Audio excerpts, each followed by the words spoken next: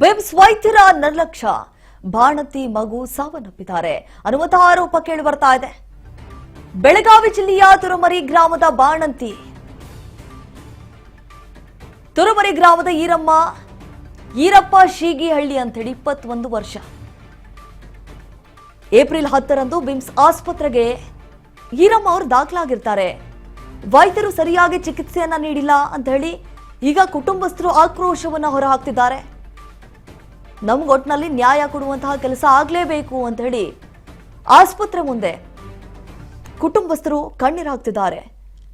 ನೋಡಿ, ದೃಶ್ಯಾವಳಿಯಲ್ಲಿ ಗಮನಿಸ್ತಾ ಇದ್ದೀವಿ.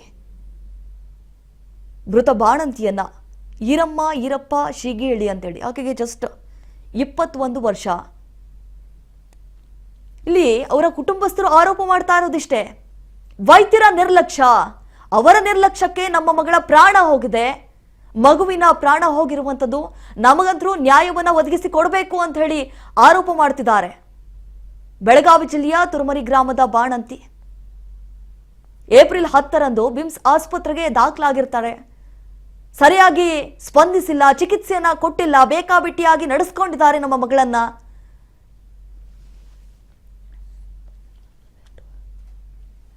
ಇದ್ರ ಬಗ್ಗೆ ಮತ್ತಷ್ಟು ಡೀಟೇಲ್ಸ್ ಕೊಡ್ತಾರೆ ನಮ್ಮ ಪ್ರತಿನಿಧಿ ಮಂಜುನಾಥ್. ಈಗ ಫೋನ್ ಸಂಪರ್ಕದಲ್ಲಿ ಜಾಯ್ನ್ ಆಗಿದ್ದಾರೆ. ಎಸ್ ಮಂಜುನಾಥ್, ಈಗಾಗಲೇ ನೋಡಿ ಬಾಣಂತಿ ಸಾವನ್ನಪ್ಪಿದ್ದಾರೆ. ಅವರ ಕುಟುಂಬಸ್ಥರು ಕೂಡ ಆಕ್ರೋಶವನ್ನು ಹೊರಹಾಕ್ತಿದ್ದಾರೆ.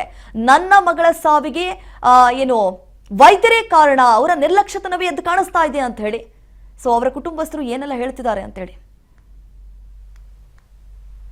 ಇವಾಗ ಖಂಡಿತವಾಗ್ಲೂ ಬೆಳಗಾವಿ ಜಿಲ್ಲೆ ತುಮೂರು ಗ್ರಾಮದ ಈರಮ್ಮ ಸಿಗೇಳಿ ಬಾಣಂತಿ ಏನಿದ್ದಾಳೆ, ಏಪ್ರಿಲ್ 10ರಂದು ಬಿಮ್ಸ್ ಆಸ್ಪತ್ರೆಗೆ ಹೆರಿಗೆ ವಾರ್ಡ್ಗೆ ದಾಖಲಾಗ್ತಾಳೆ. ಅದಾದ ಬಳಿಕ ಅಲ್ಲಿ ಇರ್ತಕ್ಕಂಥ ಸಿಬ್ಬಂದಿಗಳಾಗಿರ್ಬೋದು ಮತ್ತು ವೈದ್ಯರಾಗಿರ್ಬೋದು ಯಾವುದೇ ರೀತಿಯಾದಂತ ಟ್ರೀಟ್ಮೆಂಟ್ ಅನ್ನ ಕೊಡದೇ ಇರೋದ್ರಿಂದ, ಅಂದ್ರೆ ನನ್ನ ಮಗಳು ಸಾವನ್ನಪ್ಪಿದಾಳೆ ಅಂತೇಳಿ ಒಂದ್ ಕಡೆ ತಾಯಿ ಹೇಳ್ತಾ ಇದ್ರೆ, ಮತ್ತೊಂದ್ ಕಡೆ ಪತಿನೂ ಕೂಡ ಇಲ್ಲಿ ಬಂದಾದ ನಂತರ ನಮ್ಮನ್ನ ಒಳಗೂ ಬಿಡ್ತಾ ಇಲ್ಲ, ಮತ್ತೆ ಯಾವುದೇ ರೀತಿಯಾದಂತ ಸಿಬ್ಬಂದಿಗಳು ನಮ್ಗೆ ಸರಿಯಾಗಿ ಸ್ಪಂದನೆ ಮಾಡ್ಲೇ ಇಲ್ಲ. ಅವ್ರು ಎಷ್ಟೇ ನನ್ನ ಪತ್ನಿ ಎಷ್ಟು ತ್ರಾಸ್ ಮಾಡ್ಕೊಂಡ್ರು ಕೂಡ, ಎಷ್ಟೇ ಸಾರಿ ಅವ್ರ ಗಮನಕ್ಕೆ ತಗೊಂಬಂದ್ರು ಕೂಡ ನನ್ನ ಪತ್ನಿಯನ್ನ ಅವ್ರು ಕೇರ್ ಮಾಡ್ಲೇ ಇಲ್ಲ. ಆದ ಕಾರಣ ನನ್ನ ಪತ್ನಿ ಇವತ್ತು ತೀರ್ ಹೋಗಿದ್ದಾಳೆ ಅಂತೇಳಿ ಪತಿ ಕೂಡ ಆರೋಪ ಮಾಡಿರ್ತಕ್ಕಂಥದ್ದು. ಈ ಕಡೆ ಒಂದ್ ಕಡೆ ತಾಯಿಯ ಒಂದ್ ರೀತಿ ಆಕ್ರಂದನ ಕೂಡ ಮುಗಿಲ್ ಮುಟ್ಟಿತ್ತು. ಅಲ್ಲಿ ಬಂದಿರತಕ್ಕಂಥ ಕುಟುಂಬಸ್ಥರು ಕೂಡ ಒಂದ್ ರೀತಿಯಾಗಿ ಬಿಮ್ಸ್ ಆಸ್ಪತ್ರೆ ಸಿಬ್ಬಂದಿ ಆಗಿರ್ಬೋದು, ವೈದ್ಯರ ಮೇಲೆ ಒಂದ್ ರೀತಿಯಾಗಿ ಆಕ್ರೋಶವನ್ನ ಹೊರಹಾಕ್ತಾ ಇದ್ರು. ಏನೇ ಆಗ್ಲಿ ನನ್ನ ಮಗಳಿಗೆ ನ್ಯಾಯ ತೊರಗಿಸಿ ಕೊಡ್ಬೇಕಂತ ಹೇಳಿ ಬಿಮ್ಸ್ ಆಸ್ಪತ್ರೆ ಮುಂಭಾಗದಲ್ಲಿ ಕೂತು ಪ್ರತಿಭಟನೆ ಕೂಡ ಮಾಡಿದ್ರು.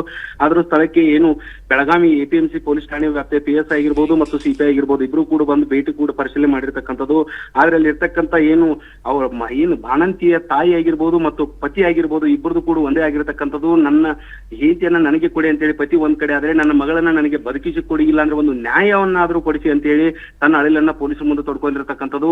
ಪೊಲೀಸರು ಕೂಡ ಒಂದು ಭರವಸೆಯನ್ನು ನೀಡಿರ್ತಕ್ಕಂಥದ್ದು. ನೀವು ಯಾವ ರೀತಿಯಾಗಿ ಏನಾದ್ರೂ ಒಂದು FIR ಮಾಡಿದ್ರೆ ನಾವು ಅದರ ಮೇಲೆ ಸಂಪೂರ್ಣವಾದಂತಹ ಒಂದು ತನಿಖೆಯನ್ನು ಮಾಡಿ ತಮಗೆ ನ್ಯಾಯವನ್ನು ಒದಗಿಸಿಕೊಡ್ತೀವಿ ಅಂತ ಹೇಳಿ ಅವರನ್ನ ಸಮಾಧಾನ ಮಾಡೋದಕ್ಕೂ ಕೂಡ ಮುಂದಾಗ್ತಾರೆ. ಆದ್ರೂ ಕೂಡ ಅಲ್ಲಿ ಇರ್ತಕ್ಕಂಥ ಕುಟುಂಬಸ್ಥರು ಯಾವುದೇ ರೀತಿಯಾದಂತ ಈ ಪೊಲೀಸರಿಗೆ ಮನ್ನಣೆ ಹಾಕದೆ ಮತ್ತೆ ಅವರು ತಮ್ಮ ಆಕ್ರೋಶವನ್ನ ಹೊರ ಹಾಕ್ತಾ ಕೊಡ್ತಿದ್ರು. ಆದ್ರೆ ಅಲ್ಲಿ ಬಿಮ್ಸ್ ವೈದ್ಯಾಧಿಕಾರಿ ಕೂಡ ಬಂದು ಸ್ಥಳಕ್ಕೆ ಭೇಟಿ ನೀಡಿ ಈಗ ಸದ್ಯ ಅದಾಗಿದೆ ಅಂತ ಹೇಳಿ ನಾನು ತನಿಖೆಯನ್ನು ಒಂದು ತಂಡವನ್ನ ರಚನೆ ಮಾಡಿ ಅದಕ್ಕೆ ತನಿಖೆಗೆ ಆದೇಶ ಮಾಡ್ತೇನೆ ಅಂತ ಹೇಳಿ ಹೇಳಿದ್ರಿಂದ ಈಗ ಎಲ್ಲೋ ಒಂದ್ ರೀತಿಯಾಗಿ ಈಗ ತನಗಾಗಿದ್ರು ಕೂಡ, ಆದ್ರೆ ತಾಯಿಯ ಆಕ್ರಂದನೆ ಇದೆ, ಇಲ್ಲಿವರೆಗೂ ಕೂಡ ಯಾವುದೇ ರೀತಿಯಾದಂತ ಕಡಿಮೆ ಆಗಿಲ್ಲ. ಆದ್ರೆ ಇದೇ ಮೊದಲೇದೇನಲ್ಲ, ಈ ಬಿಮ್ಸ್ ಆಸ್ಪತ್ರೆಯಲ್ಲಿ ಆಗಿರ್ತಕ್ಕಂಥದ್ದು ಅವಾಂತರಗಳು ನೂರಾರು ಇದ್ದಿರ್ತಕ್ಕಂಥದ್ದು.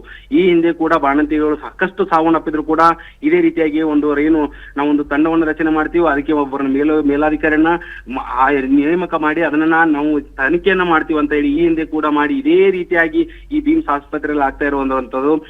ಬಿಮ್ಸ್ನ ಆಡಳಿತ ಅಧಿಕಾರಿ ಆಗಿರ್ತಕ್ಕಂಥವ್ರು ಏನಿದ್ದಾರೆ ಅದಕ್ಕೆ ಸರಿಯಾಗಿ ಆದಂತ ಅಲ್ಲಿ ಇರ್ತಕ್ಕಂಥ ಸಿಬ್ಬಂದಿಗಳಿಗೆ ಸರಿಯಾಗಿ ತಾವು ಮಾಹಿತಿಯನ್ನ ನೀಡಿ ಸರಿಯಾಗಿ ಅಂದ್ರೆ ಅವ್ರಿಗೆ ಸರಿಯಾಗಿ ಆದಂತ ಅಲ್ಲಿ ಬಂದಿರತಕ್ಕಂತ ಆಸ್ಪತ್ರೆಗೆ ಬಂದಿರತಕ್ಕಂತ ಇರ್ತಾರೆ ಅವ್ರೆಲ್ಲರಿಗೂ ಕೂಡ ಸರಿಯಾಗಿ ಚಿಕಿತ್ಸೆಯನ್ನ ನೀಡ್ಬೇಕಂತ ಹೇಳಿ ಅಲ್ಲಿ ಇರ್ತಕ್ಕಂಥ ಸಿಬ್ಬಂದಿಗೆ ಮಾಹಿತಿಯನ್ನ ನೀಡಿದ್ರೆ ಮಾತ್ರ ಇದಕ್ಕೆ ಸಂಪೂರ್ಣವಾದಂತ ಅಂದ್ರೆ ಅಲ್ಲಿ ಆಗ್ತಕ್ಕಂತ ಅನಾಹುತಗಳಿಗೆ ಕಡಿವಾಣ ಹಾಕಬಹುದು. ಇಲ್ಲ ಅಂದ್ರೆ ಬಿಮ್ಸ್ ಆಡಳಿತ ಅಧಿಕಾರಿ ಏನಿದ್ದಾರೆ ಇದಕ್ಕೆ ನೇರವಾಗಿ ಹೊಣೆ ಆಗ್ತಾರಂತ ಹೇಳ್ಬೋದು. Deepa. S Manjunath Reddy, thank you ತಮ್ಮ ಮಾಹಿತಿಗಾಗಿ. ಇವ್ರ ಟ್ರೀಟ್ಮೆಂಟ್ ಕೊಡ್ತೀರಿ, ಸಿಜ್ರಿ ಮಾಡೋಣ ನಾವು ಅನ್ನೋದಿದ್ದು ಡಿಸೆಂಟ್ರಿ ಕಮ್ಮಲ್ಲಿ ಸಿಜ್ರಿ ಮಾಡ್ತಾವ ಅನ್ಕೊಂತ ಹೋಗಿರಿ ಡೆತ್ ಆದಿ ನಾನು ಸೈ ತೊಗೊಂಡ್ರಿ. ಕೂಸುನ ಬೇಡ ನಾನು ಸೈ ತೊಗೊಂಡ್ರಿ ರಾತ್ರಿ 1:30 ರೀ. ಅವಾಗ ಕೂಸುನ ಸೈ ತೊಗೊಂಡ್ರೆ ಆ ಕೂಸು ಉಳಿಲಿಲ್ಲ ರೀ, ಅವರು ಉಳಿಲಿಲ್ಲ ರೀ, ಇಬ್ಬರು ಡೆತ್ ಆಗ್ಯಾರ ರೀ. ಆ ಡೆತ್ ಆದಿ ನಾನು ಸೈ ತೊಗೊಂಡಾರ ಅವ್ರು, ನಮ್ಮ ವೈಫ್ ಡೆತ್ ಆದಿ ನಾನು ಸೈ ತೊಗೊಂಡಾರ. ಏನಂತ ಹೇಳಿದ್ರು ಮೊದಲು? ಅವರು ನಾರ್ಮಲ್ ಆಕತ್ ಅನ್ಕೊಂತ ಹಂಗೆ ಹೊಂಟ್ರಿ ಅವ್ರಿ. ಇವ್ರ ನಮ್ಮ ಹೆಣ್ಮಕ್ಳು ಕೇಳ್ರಿ ಏ ಇಲ್ಲ ನಾರ್ಮಲ್ ಆಕತಿ ನೀನು ಡಾಕ್ಟ್ರು ನಾನು ಡಾಕ್ಟ್ರು ಅಂತ ಇವ್ರು ಹೊಳಕ್ಕೆ ಕೇಳ್ತಾರಂತ್ರ ಅವ್ರು. ಒಂದೇದನ್ರಿ ಹಾಂ ಒಂದೇದು ಸರ ಏನು ಕೊಟ್ಟಿರಲ್ಲ ಸರ ಅವ್ರು ಟ್ರೀಟ್ಮೆಂಟ್ ಕೊಡಕ್ಕಂತ ಹಂಗೆ ಮಾಡತ್ತಾರ ರೀ ಅವ್ರ ಲಾಸ್ಟಿಗೆ ಹಿಂಗೆ ಮಾಡ್ಯಾರ ನೋಡಿ ಸರ್. ಈಗೇನು ಮತ್ತು ಯಾರೋ ಡಾಕ್ಟರ್ ಬಂದು ನಿಮ್ಗೆ ಏನಾರು ಮಾತಾಡ್ಯಾರನ್ರಿ? ಅವ್ರು ಹೇಳ್ತಾರೆ ರೀ ನಾವು ಟ್ರೀಟ್ಮೆಂಟ್ ಕೊಡೋದಿದ್ದು ನಾ ಹಿಂಗಾಗೈತೆ ಅಂತಾರೆ ರೀ ಅವ್ರು. ಆ ಹೇಳು ಮುಂದೆ ಅವರು ನಾವು ಡಾಕ್ಟ್ರ್ ನೀವು ಡಾಕ್ಟ್ರು ನಮ್ಮನ್ನ ಎಷ್ಟೋ ಸಲ ಕೇಳ್ಯಾರಂತಾರೆ ಅವ್ರು ಹೆಣ್ಮಕ್ಳ ಒಳಗಡೆ ಹಿಂಗೆ ಮಾಡಿ ಕೇರ್ಲೆಸ್ ಮಾಡ್ಯಾರ ಅದ ರೀ. ನಾವು 10ನೇ ತಾರೀಕು ಬಂದು ಇಲ್ಲಿ ಅಡ್ಮಿಟ್ ಆಗಿದ್ವಿ. ಏನು ರೊಕ್ಕ ಕೊಟ್ರೆ ಒಳಗೆ ಬಿಡೋದು ಇಲ್ಲ ಅಂದ್ರೆ